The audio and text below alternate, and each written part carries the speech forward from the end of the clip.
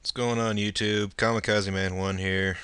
I'm on Poker Stars and I'm just playing a little bit of 7 card stud high, 2-4 limits, 25 cent ante. And I'm just gonna maybe just post maybe a 20 or 30 minute session up for you and maybe give you guys some insight on how to play this game. So I just want to try and boost Studs popularity a little bit. And because, like I said in my Raz video, I think Stud is a awesome game. And here's a lesson number one. You can chase flush draws and straight draws like this only if you have a live draw. But we have a seven of spades showing and a queen of spades showing, so our straight potential is kind of gone with the seven and the queen, and so is our flush potential. And there's also an 8 here because we're also looking for maybe backdoor straights and stuff like that. And it appeared that our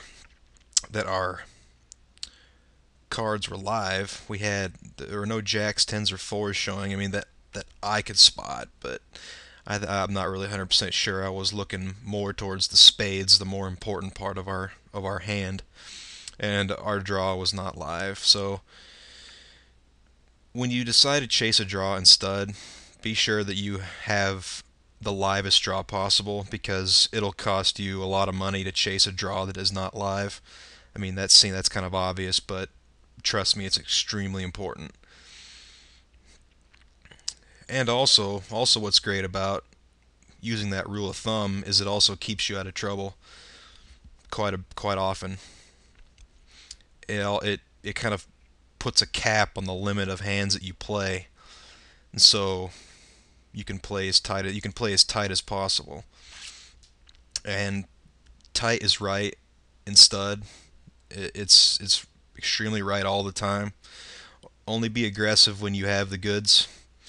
I mean, not exactly the goods like the nuts, but just when you think your hand is best, keep betting.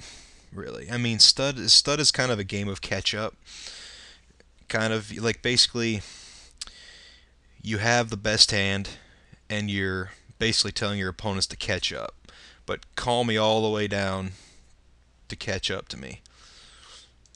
Like I don't think your hand is going to improve and be better than mine, and I'm going to keep betting to prove so. And if you want to catch up and get a better hand than me, you're going to have to pay for it. That's basically the ideology you should have when you play stud.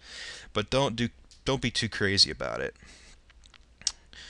Use this use that ideology and that mental state of mind only when you're maybe two or three handed, and maybe if you're chasing draws and stuff when it's four or five way handed, or maybe you have a draw or a hand that is not that might not have a good chance of holding up, maybe four or five ways or even more, even in a bigger multi-way pot than that. Just go ahead and save your money,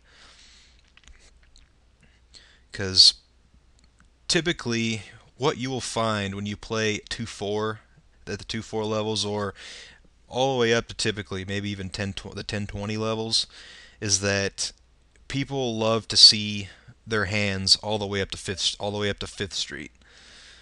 And I'm just gonna let that go. I don't really like to have to start with three big cards. It's typically been a losing entity for me when I start with three big cards, because it's really actually harder than you think to pair up in seven card stud. It's a lot harder than you think because you're taking it one card at a time, and usually you're facing a couple bets down the road, and you don't typically want to be paying bets to draw to pairs, because that's typically playing a losing game of stud, a losing game that will end up paying off your opponents a lot of money in the end. I bought in for $100 at this table, and I got a I kind of got coolered a little bit by this guy up here, King Snake 2. I made a note of him. He I raised with split queens, and for those of you that don't know what split what split means. It means that you have a pair. You start off with a pair, but the other card that makes your pair is buried here, so your opponent can't see it.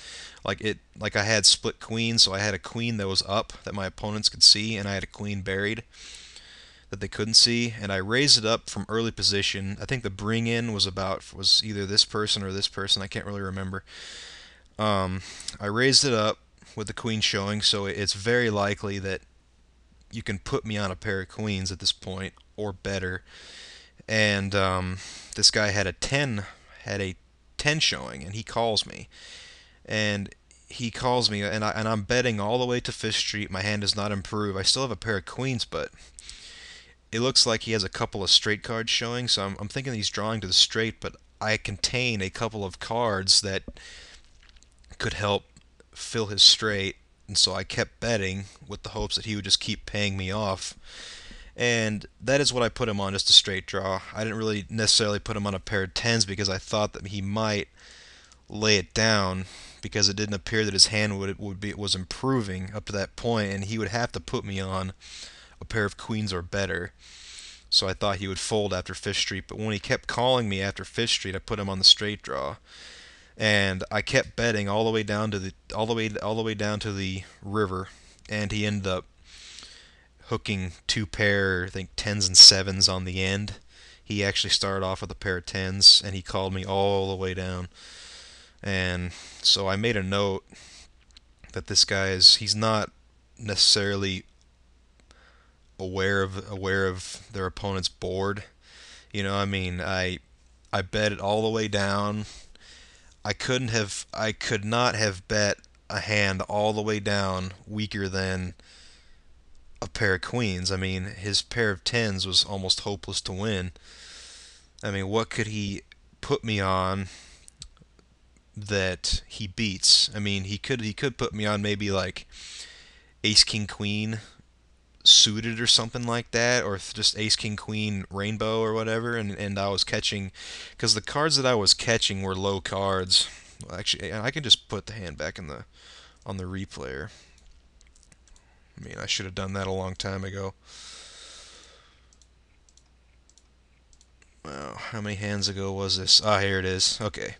Yeah, he could have put me on maybe like ace king queen, or maybe like king 10 queen or something like that, to be calling me all the way down. And it appears that I was just looks like I was not catching the cards that I was wanting to catch. And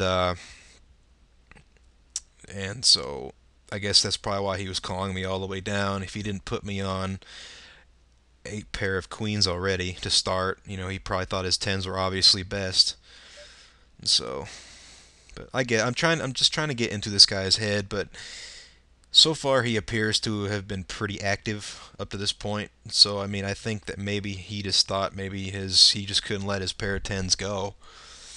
And but you have to let go of medium pairs like tens when the hand is dealt. So, when you are propped up against the right action, you have to let it go sometimes. Like when you just feel that your opponent has you beat, and it looks like your opponent has you beat, then you just gotta just let it go. I mean, a lot of this game is kind of going with your instincts and your gut. And we might face a raise here from the ace showing, just to pick up the pot. Yes, I mean, he doesn't have to have a pair of aces in this spot, but we have to give him credit. We expect this guy to bet all the way till Fifth Street, and usually on Fifth Street we find out what they're all about. He's continuing to bet and show strength. I guess this Cartman 1962, his board was not really. It doesn't look like it was really in sync with what he could have had buried, and so that could have explained the continued betting from this guy. Wow, we're gonna bring in every single pot. I've been bringing in a lot. I think I maybe played maybe 20 hands so far at this table, and I think I maybe brought in at least 7 or 8 times, at least. We have absolutely nothing that is in sync. You like to generally start with of course your primo hands, your big pairs, your suited your live draws, live straight draws, live flush draws, and they have to be live.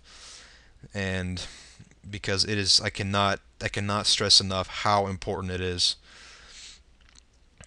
Okay, and so I'm gonna have to cut this video off. I'll start the next part in just a second.